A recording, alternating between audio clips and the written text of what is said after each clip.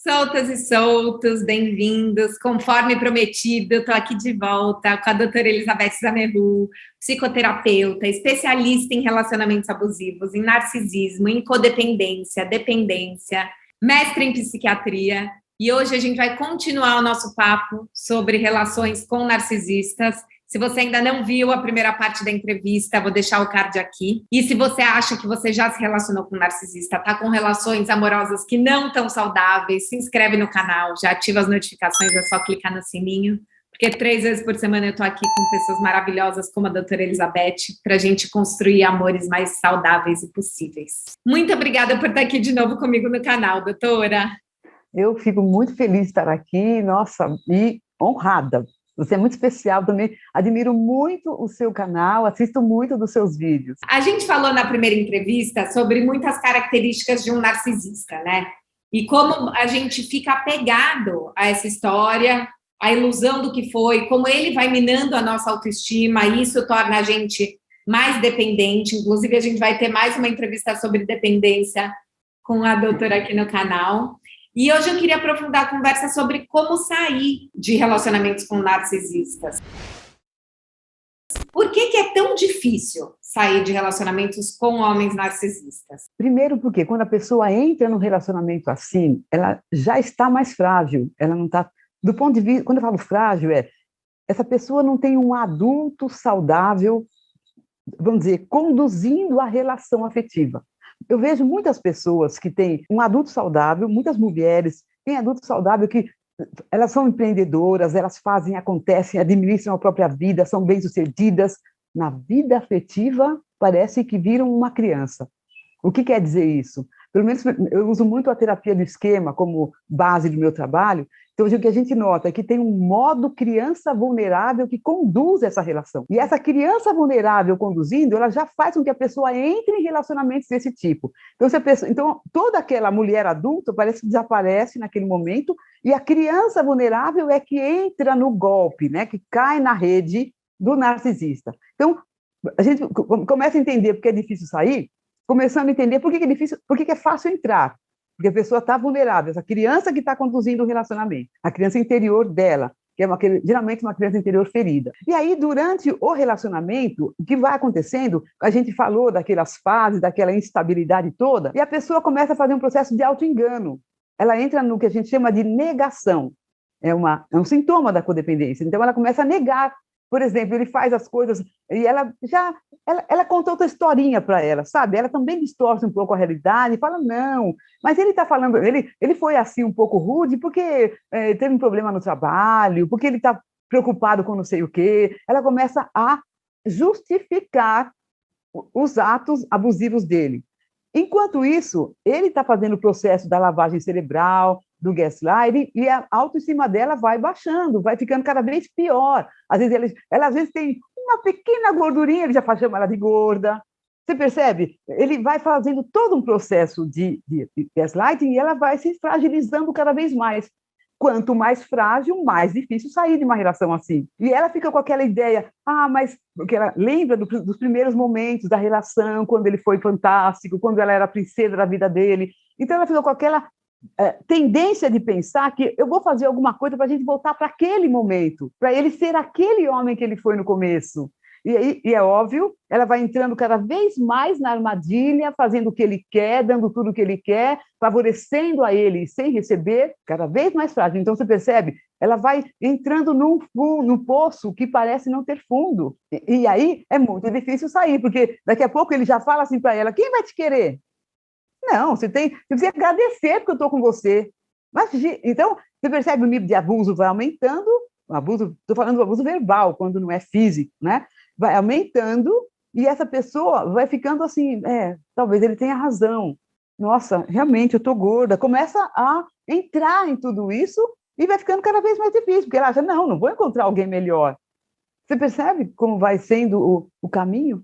Muito, e assim, acompanhando, eu tenho algumas alunas da Confraria do Amor que estão vivendo relações com narcisistas e estão com dificuldade de sair. Inclusive, se vocês quiserem participar dessa minha comunidade fechada, vou deixar o link aqui. E eu vejo que tem esses dois movimentos, né? É uma autoestima que vai sendo dilacerada e esse apego ao que foi bom, e daí elas entram num looping que eu vejo que é muito perigoso, que é de tentar pensar aonde foi que eu errei.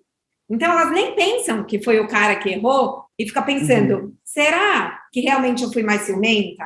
Será que eu não deveria ter perguntado se aquela mulher que ele estava falando de madrugada era alguém que ele já ficou, era mulher do trabalho?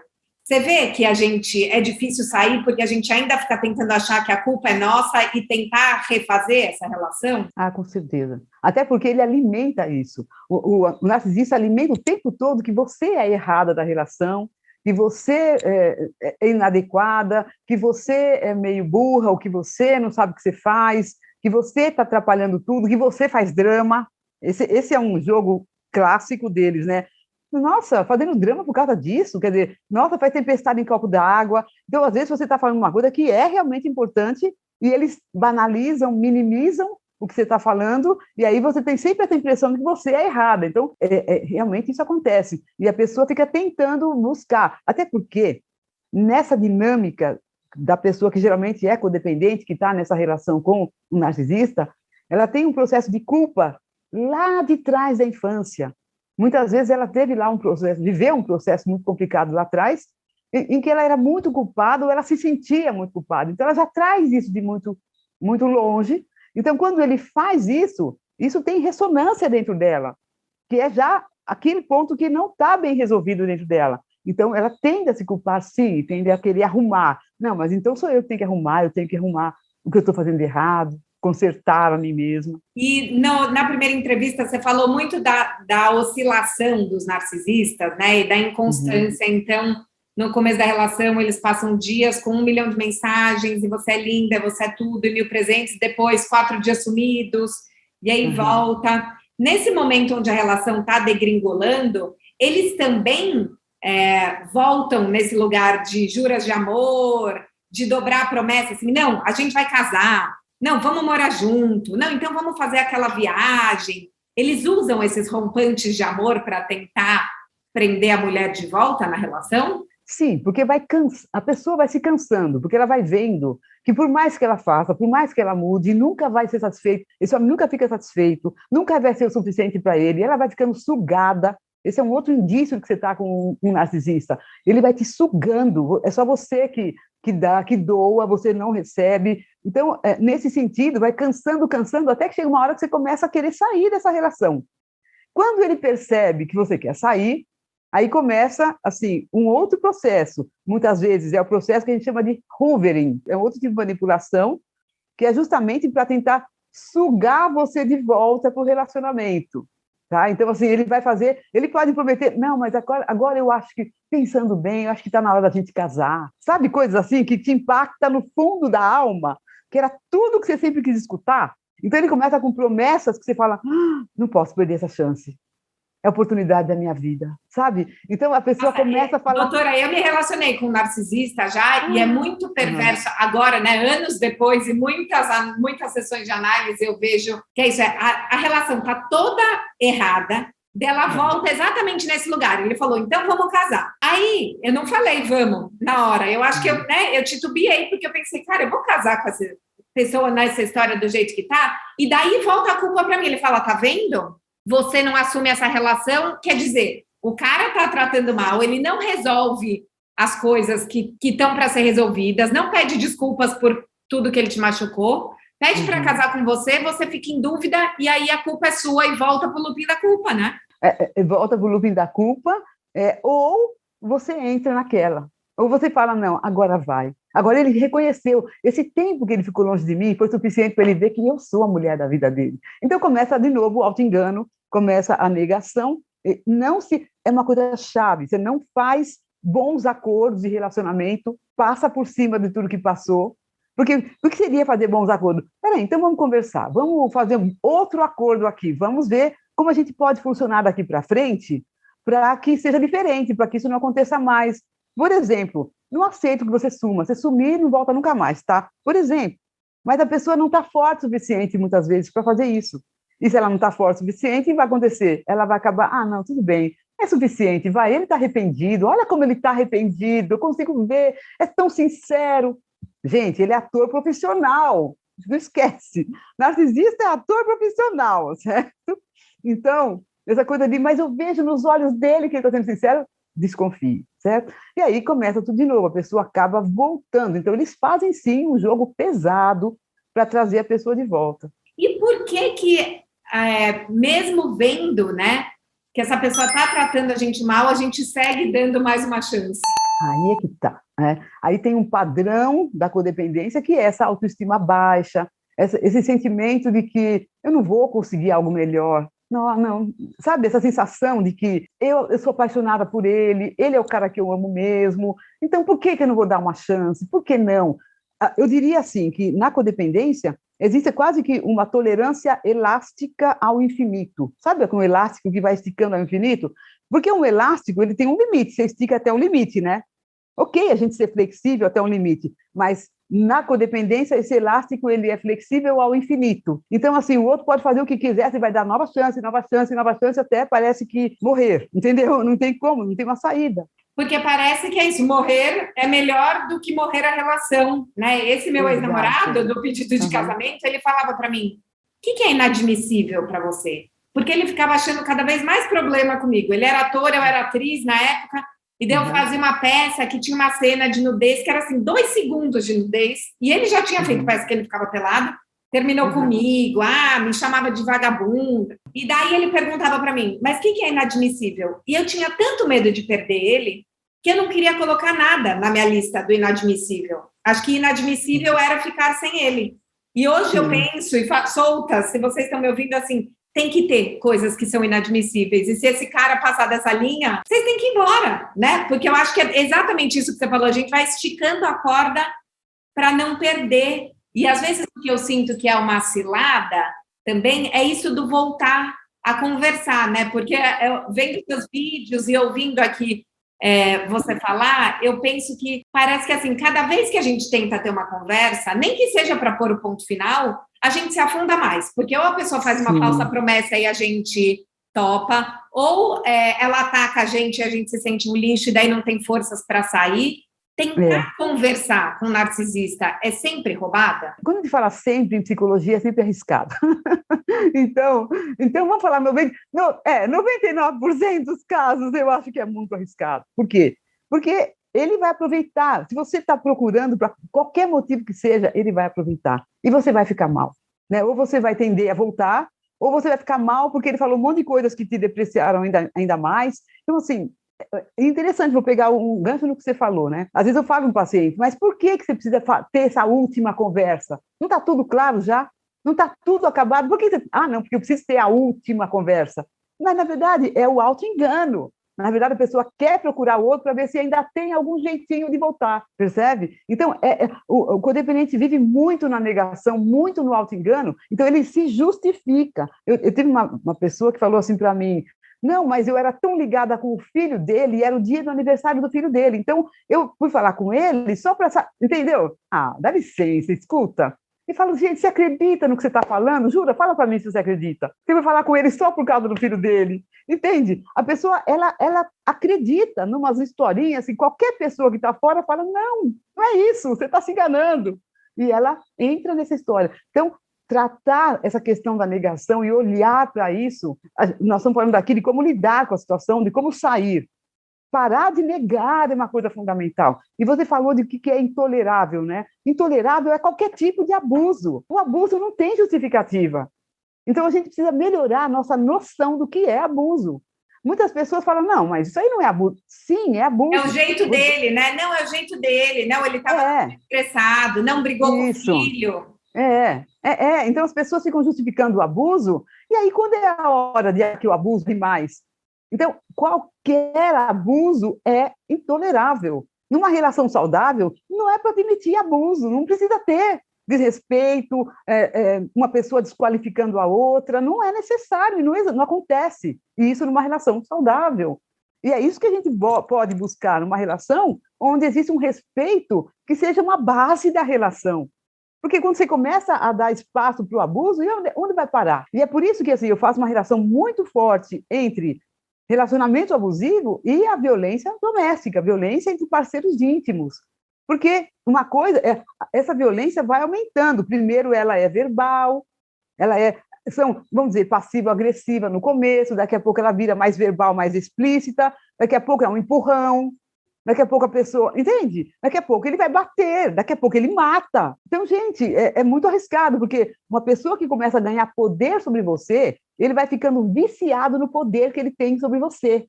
Aquilo libera dopamina para ele. Toda vez que ele sente o domínio que ele tem sobre você, quanto mais ele vai ganhando poder, mais dopamina libera nele. Olha como eu sou o cara. Então, assim, na verdade, estou falando aqui narcisista homem, mas vamos lembrar, tem mulheres e homens narcisistas, né? Sim. Nós estamos aqui. É que nosso público é mais feminino, mas é bom lembrar que tem dos dois lados, né? Então, veja, uma pessoa vai ganhando poder e o outro vai dando poder para essa pessoa. Por isso que onde há um momento de parar, no primeiro abuso. É momento de parar e conversar a respeito e arrumar a casa. E se não der para arrumar, pensar seriamente no que fazer. E você acha que bloquear pode ser a melhor opção para sair de uma relação com um narcisista? Igual ele fez o silêncio com a gente efetivamente se afastar mesmo para se defender dessas possíveis chantagens emocionais, manipulações? É muito boa essa pergunta, porque assim, lembra que eu falei de modo adulto e modo criança vulnerável? Sim. Se você bloquear no seu modo criança, não é bom. Porque você está fazendo uma coisa na raiva, na impulsividade, você não é uma decisão boa, porque você vai voltar a desbloquear. É isso que eu vejo sempre. A pessoa que bloqueia na criança, no modo criança, ela vai desbloquear, porque ela não tem consistência na decisão. Agora, no modo adulto, você pode bloquear. E como eu sugiro que as pessoas bloqueiem? Não assim, bloqueie, ponto final. Não. Sugiro que você fale, olha, por exemplo, tá? É uma ideia, tá? Sinto muito, vou precisar bloquear você, porque isso me faz bem. Eu preciso disso. Desejo para você felicidade, tudo de bom. E bloqueia. Não espera a resposta dele, bloqueia. Mas faça de maneira elegante, no adulto. Isso é fazer um bloqueio no adulto. Porque, às vezes, a pessoa precisa bloqueá-lo para não ver a mensagem dele lá caindo no WhatsApp. Isso é realmente difícil. O que é um bloqueio na criança para fazer os outros perceberem? Um bloqueio na criança é esse bloqueio impulsivo. Né? O outro te mandou uma mensagem, você ficou brava, você não gostou da mensagem, alguma coisa, você vai lá e bloqueia. Esse é um bloqueio na criança. É feita de uma maneira reativa. Observa, não é uma coisa que é fruto de reflexão. Fruto de reflexão é você no adulto, eu preciso parar o contato com essa pessoa, então eu vou bloqueá-la, mas vou avisar elegantemente. Agora, na criança é assim, impulsivo. E aí tem gente que bloqueia e desbloqueia 30 vezes na semana. E aí, o que acontece com a moral da pessoa? Diante do outro, o outro olha e dá risada. Olha que palhaça, essa pessoa é louca mesmo, olha aí, não sabe nem o que quer. Entende? Ele vai ficando cada vez mais inferiorizada na relação com o outro. Que outras ferramentas a gente pode utilizar para ajudar a gente a sair dessas relações com narcisistas? Bom, vamos falar da questão principal, fortalecimento. A pessoa precisa se fortalecer, porque lembra que a gente falou que a pessoa vai se enfraquecendo, vai ficando vulnerável cada vez mais. Então, precisa fazer um trabalho de fortalecimento. Como é esse trabalho de fortalecimento? Pode ser através dos vídeos, seus vídeos, meus vídeos e vários outros vídeos por aí, né? Pode ser entendendo bem qual é o problema que a pessoa tem. Tem gente que escuta os vídeos só de narcisismo, não vai resolver. Você precisa entender qual é o seu problema, entrar fundo nas suas questões e resolver as suas questões. Então, um trabalho em psicoterapia, um trabalho em grupo de mútua ajuda. Então, assim, existem vários livros a respeito. Então, quanto mais você tiver autoconhecimento e buscar mudar e melhorar a sua autoestima, cuidar bem da sua própria vida, existem muitas maneiras de uma pessoa se fortalecer. Mas essa é a palavra-chave para mim, para conseguir se libertar. Às vezes, a pessoa, quando busca se libertar, ela vai... Daqui a pouco ela já vai sair da relação, porque ela vai ver que, não adianta, aqui é terreno que não vai ter, assim, não é fértil, não vai gerar nada de bom. Então, ela sai. E, às vezes, ela fica. Por exemplo, tem uma paciente que ela melhorou muito a autoestima dela, se fortaleceu muito, mas ela tinha 3 crianças pequenas com ele. E ele falava, esse marido narcisista, de que ele ia se separar dela, ia tirar as crianças dela. Ela não mora no Brasil, as leis são outras, tal. Então, ela falou assim, ele vai tirar, eu sei que ele vai tirar, então eu não vou me separar. Então, o que ela fez? Ela se fortaleceu e ela passou a conviver com eles de uma maneira muito mais tranquila, porque dá para fazer isso, mas por quê? Em nome de ficar com os filhos, as crianças pequenas. Não, quando eles crescerem, aí eu vejo, mas agora eu não vou sair. Então, dá para conviver, até dá, se você tiver assim, se você conseguir levantar o que eu chamo de uma redoma de vidro, e quando o outro lança todas as flechas dele, passa no vidro e cai, e não entra em você. Se você chega nesse lugar, e tem um motivo muito importante, como, por exemplo, esse das crianças, né? Não estou dizendo que todo mundo tem que fazer isso, mas cada um tem sua história, mas se você percebe que é importante, você dá conta de ficar sem se fragilizar, aí, ok. Porque é possível, né, que essa pessoa consiga fazer um relacionamento, sabe, ser menos abusivo, mas é muito difícil ficar. De um modo geral, quando as pessoas se fortalecem, elas saem. Justamente porque nós falamos antes, o relacionamento com o narcisista não é de troca, é de exploração.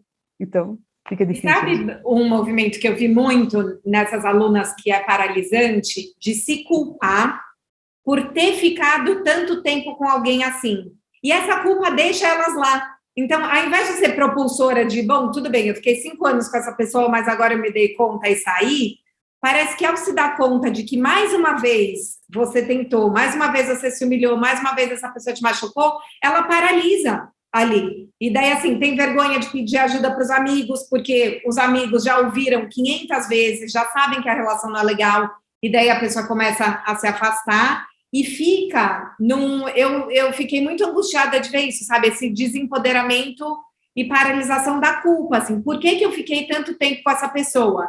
E daí, ao invés de usar isso para sair, a pessoa usa para paralisar e fica mais tempo. Você percebe isso?